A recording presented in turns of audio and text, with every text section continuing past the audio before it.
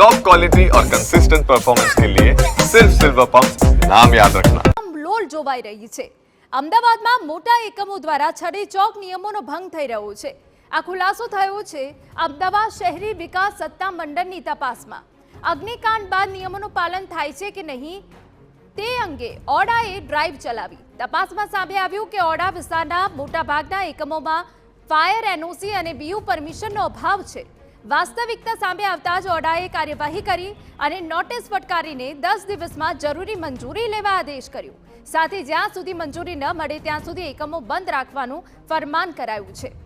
ઓડાની કાર્યવાહીમાં એક game zone, 150 શૈક્ષણિક એકમો, 30 ટ્યુશન ક્લાસીસ, 10 શોપિંગ મોલ અને 100 હોસ્પિટલો, એ સિવાય 4 સિનેમા મલ્ટીપ્લેક્સ, 25 બેન્ક્વેટ હોલ અને 100 થી વધુ જાહેર સ્થળોનો સમાવેશ થાય છે।